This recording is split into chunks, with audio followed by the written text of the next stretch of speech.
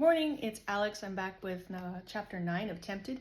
And if you're following along in real time, I'm excited to say that Mr. Darcy and the Governess is out this week. It's having a really great launch. I want to thank all you guys for that.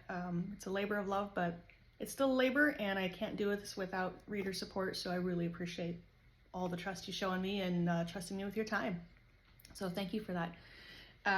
So chapter 9 of Tempted, actually, before we dive into this one, it's a little bit of fun for me because, as some of you know, I did grow up riding and training horses.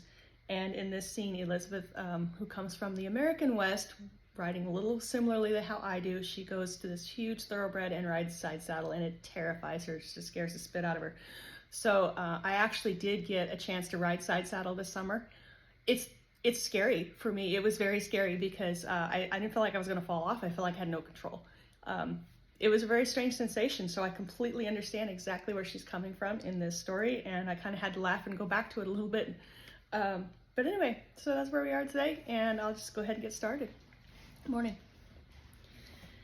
It had been 2 more weeks of sheer monotony for Elizabeth, punctuated by hours of nerve-wracking tension and self-doubt, otherwise known as meal times. Miss Darcy was always excessively polite, but never warm, never happy to have their company.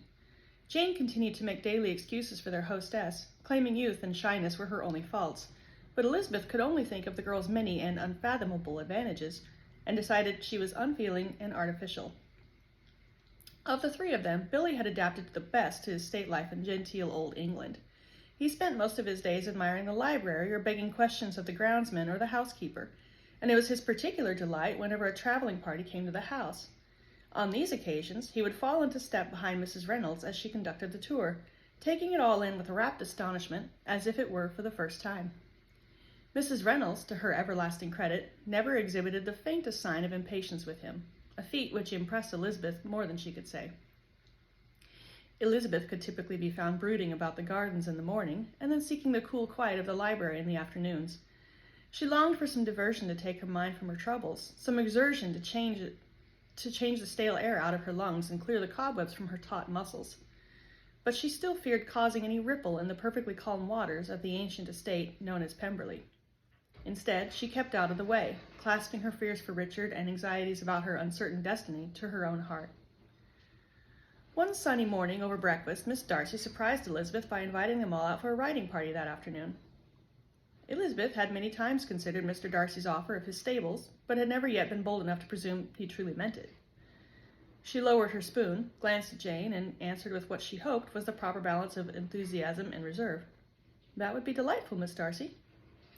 "Excellent," the young lady replied, in her accustomed cool monotone. "I shall have 4 horses saddled at 1:30. "Oh," Billy raised his hand, "might I beg off?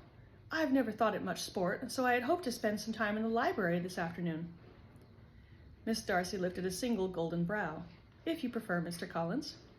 "Ah, yes, you see, I came upon this antiquated book that I simply must look over, called Fordyce's Sermons. It appears to be an excellent treatise on all matters moral. Have you heard of it, Cousin Elizabeth?"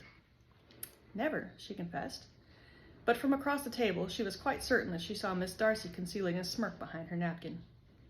She composed herself too quickly for Elizabeth to be sure, and rose from the table. "Then it shall be ladies only," Miss Darcy announced. "Have either of you any preferences regarding your choice of mount? I shall have the groom select a suitable horse according to your wishes." Jane and Elizabeth exchanged glances again. "Nothing in particular," Elizabeth answered for both of them. She was certain that if the proper Miss Darcy could manage the classically trained horses in her stable, she and Jane would have no difficulties whatsoever. "Is that a side saddle?" Jane whispered nervously. "I never imagined that. Where did your right foot go?" Elizabeth had caught the side of her lip between her teeth, but she let it slip now and adopted an air of cheerfulness. "Come, Jane, how difficult can it be? See how gentle that gelding looks. I'm sure he's very docile." "He's enormous." Elizabeth appraised the horses in silence through the veil Margaret had insisted was proper for a lady riding out. The thoroughbreds were several hands higher than her pony at home, and on that saddle she would feel as if she were perched in the clouds with nothing to hold. She swallowed, then braced herself as a groom approached and offered to assist her. Once in the saddle, the horse's neck seemed to stretch a mile in front of her, and the only way she felt stable was by squeezing her right leg around the hook on the pommel and leaning forward. When the horse walked, she was forced to shift her weight 2 or 3 times to find some sense of balance. "Shall we?" Miss Darcy asked. She was elegantly poised on a pretty brown mare, looking smart and composed in a navy blue riding habit. Elizabeth noted the way she held her riding crop and those complicated double reins and tried to copy her. "Ready?" She smiled and hoped she looked more confident than she felt. Mercifully, Miss Darcy kept their ramblings to a walk at first. After some experimentation, Elizabeth discovered that she truly was shockingly secure in the saddle. She hoped she would never be called upon to gallop such a giant horse while seated so, but this she could manage. And it was a relief to be out of doors and moving again. "I have not heard how you came to know my cousin," Miss Darcy asked at length. Elizabeth cleared her throat. "I was galloping back to town after visiting my father at the corrals." "Corrals?" repeated Miss Darcy. I believe you would call them paddocks, after a fashion." The young woman's brow wrinkled. "They were at your father's estate. Is it far from the nearest town?" Elizabeth wilted and gestured helplessly. "I fear it would be too difficult to explain. I met Colonel Fitzwilliam as he tried to perform a gallant deed on my behalf." "How very like him," Miss Darcy mused. "Of course you were grateful." "Not at the moment," Elizabeth confessed. Then, seeing the redoubled look of dismay blossoming on the countenance of her hostess, she hastened to add, "But I did come to appreciate his kindness and thoughtful manners." Miss Darcy nodded curtly. "Well, naturally. As you have said it, may I presume that you do enjoy a fine gallop, Mrs. Fitzwilliam? And what of you, Miss Bennet?" she asked, twisting in her saddle to regard Jane. Jane managed a strangled response in the affirmative. "Yes, but I'm not a fast rider," she pardoned herself. "Not nearly so fast as my sister." "Well then." Miss Darcy straightened in the saddle and adjusted her grip on the reins. For the first time in her brief acquaintance, the girl appeared to be smiling, and it made Elizabeth's blood run cold. "We shall make a fine go of it. Only a gentle canter, Miss Bennet, and no fences or brush today. But what do you say we venture over yonder rise?" Without waiting for more than a cursory nod from her guest, she tripped her mount, and the fine brown mare leapt in a ground-eating stride that soon left them behind. "A canter!" Jane cried in dismay. "What in blazes is that? Why do they always have to give everything fancy names?" "Hush, Jane," Elizabeth hissed as she tried to sort out the double reins. "Just follow her.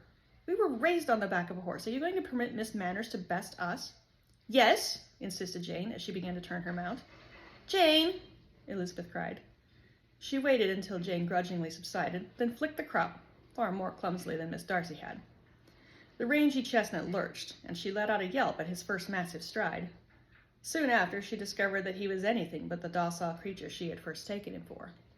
He began to huff like a freight train and pushed against the bit as if expecting her to hold him in. Elizabeth swore under her breath, a colorful phrase she had learned from rough-riding men. The thinner rein was twisting around her littlest fingers, the thicker one seemed stuck to her ridiculous gloves, and she was making a hopeless snarl of the mess. Why would anyone need so many reins? She could feel her right leg trembling in fatigue and tension, and her left leg clamping desperately against the horse's side, which only urged him on faster. Every nerve and sinew was strained until she could not make her body do what she wished. Her rump was slapping the saddle like a greenhorn, but she was too tense and frightened to care, particularly not when her mount breezed by Miss Darcy's without any sign of slowing. "Don't fall off, Elizabeth," she kept muttering to herself, "and watch out for holes."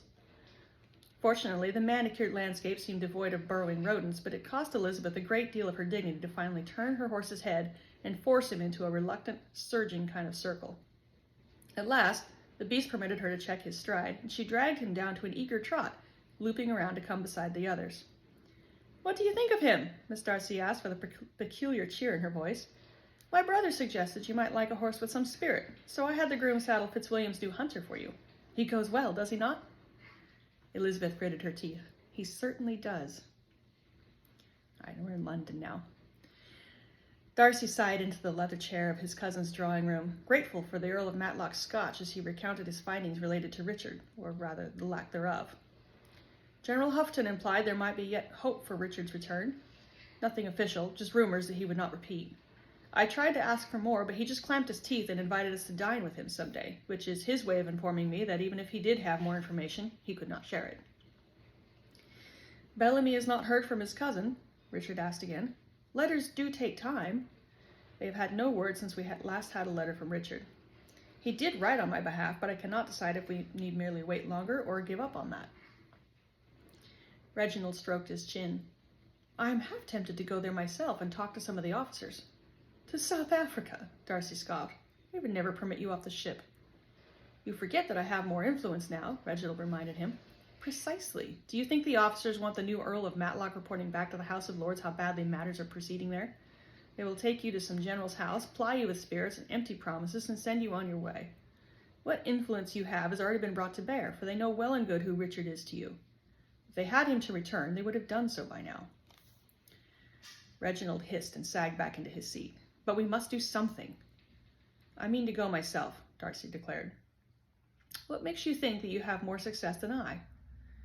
My connection to Richard is less obvious than yours. I can travel on the guise of looking after my investment. Which investment? The remounts, of course. My father amassed a small fortune when the estate needed it most by buying up foreign horses and selling them to the army. Through Houghton, I had a stake in those American horses that Richard was training for cavalry mounts, as did several others. Blasted waste of his time. Well, be that as it may, I would rather have had him stranded in the middle of nowhere overseeing cavalry remounts than charging the cannon. Reginald narrowed his eyes. Bloody hell, Darcy. It was you who had Richard sent to that god-forsaken wasteland. Indeed it was, and I am not ashamed to own it. I had words with the general and specifically requested that my business interests with the army would be overseen by someone better suited to the task. Colonel Marcus cost me a deal of money with his heedlessness, and those American mongrels he hired sounded a little better. When we find Richard, you'd better hope he never learns of your little backroom deal with the general. He'll flay you where you stand. He's welcome to. I only wished he had not managed to have the assignment overturned so quickly. Reginald sighed. That was probably Father's doing. Had he only known what his meddling would procure. Stop there. He knew Richard's dearest wish was to be with his men, and he did as his son asked of him. Many a father would not do so much. But here, we forget the matter at hand. At this time of year, the weather around the Cape is still unpredictable, so I should think it might require nearly 3 weeks before I arrive. I have no notion how long I would need to remain. Reginald shook his head and set aside his glass. Wait a month before you go. It will be spring there soon, and perhaps by then we will have heard something more. Darcy frowned, but relented in silence. The Earl stood to idly poke the fire, more out of restlessness than necessity, and both turned a moment later when the door opened. The Countess of Matlock, the younger, breezed into the room with a cursory nod to Darcy. Good evening, your ladyship. Reginald greeted his wife with a ceremonial bow and extended his hand. She waved him impatiently away.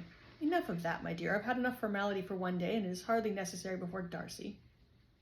Enough of formality, he cried in mock concern. My dear, what has happened? That son of yours. Darcy smothered a tight smile as he watched Reginald and his wife wrestling with the trials of parenthood, most particularly the parenting of a rather spoiled, slightly overmothered, noble heir. Theirs was not a conventional match of fortune and pedigree, nor yet was it a love match. Rather, it was something of both. Sheila Fitzwilliam, née Covington, was the gilded daughter of a New York capitalist who, like many others, had come to England in search of a husband and a title. Buccaneers, some called them. The arrangement had its charms for both families, and particularly for the son of a depleted earl, who was not too old or staid to be won over by the lady's bold character and handsome face. Darcy listened in amusement as the couple bantered over the most recent antics of their son, the Earl steadily insisting that the boy ought to be sent to boarding school, the Countess avowing that the event would take place over her dead body. For all their parental disagreements, there was always a warmth and regard present between them that particularly inspired a poignant longing in his own heart. Let us ask Darcy his opinion on the matter. The Countess turned pointedly, her hand on her hip and an expectant look in her eye, which she had come to know well enough. Just behind her, Reginald was rolling his eyes and casting up his hands. It was a scenario that had played out a dozen times before, and one in which neither gentleman ever prevailed. Nonetheless, Darcy inclined his head patiently. My pompous spouse believes that the child should not be permitted to make a sound at the table, but I say that is a bit of primitive idiocy. Now, my dear little Sebastian feels compelled to act out. No doubt he is frustrated that none permit him to behave as a child ought. So he has resorted to playing tricks on his Latin tutor and hiding from the maids. Darcy slid his eyes to the Earl, who merely crossed his arms and scowled. I would defer to the opinions of both, he offered slowly. While children, particularly boys, no doubt require much exercise and freedom in their idle hours to render them civilized creatures, I see no harm in requiring proper manners at the table. What he requires, the Countess declared, is to be sent back to Derbyshire for the rest of the fine weather this year. At this, she tossed a daggered look over her shoulder at her husband. Can I help it if my present duties have obliged me to remain in London? The Earl protested. But there's nothing stopping you and the children from going. I thought you should have gone to the estate with Mother a fortnight ago. The Countess's cheek twitched. Darcy saw it clearly and wondered at it. That the lady had no desire to part so long from her husband in favor of her mother-in-law was plain, but the notion was as foreign to him as many of the other whims. It was only what was proper and expected, after all, but the woman's sentiments frequently held more power over her actions than decorum. At last she relented. Very well. I shall order my things packed. Oh, Darcy, I'm sorry you had to witness that. It is the strain, I suppose, telling on us all. I did so hope that something could be heard of our poor Richard by now. Have you learned nothing new? I am afraid not. Darcy here, the Earl gestured, thinks he might have discovered more by going to South Africa himself, but I advise him to wait on the weather. Perhaps he can accompany you to Derbyshire, my dear, for there seems to be little more he can do here in London, and no doubt he will be wanted at Pemberley before he goes. A wonderful idea, the Countess cried. But regrettably impossible, Darcy informed her. I have business, which will require me to remain some days longer in London. It is no matter, for I shall beg Georgiana for an introduction to her guests. At last, I shall have a chance to meet the young Mrs. Fitzwilliam. I must come to know her, of course, for not only is she my sister-in-law, but a fellow American. Why, that adds so much luster to the notion of going back to Matlock that I shall scarcely miss you, my dear. Hold just a moment. Reginald began to protest, but Darcy was already shaking his head in flat denial. I regret that the idea is out of the question, your ladyship. She puckered her mouth and narrowed her eyes at him. Darcy only means that the poor girl has suffered enough. We would not wish to frighten her with a horde of family at such a time, Reginald explained. Nonsense! A horde of family is precisely what she needs. Why, you cannot send the child off to that dreary old estate with no word of her husband and nothing to do. I would not wonder if she were not fit to run mad. Come, my dear, Reginald reasoned. We cannot even be sure she is Richard's wife. The last thing we wish to do now is create a fuss over her arrival. And do you mean, she whirled upon her husband, that you still have not even acknowledged her?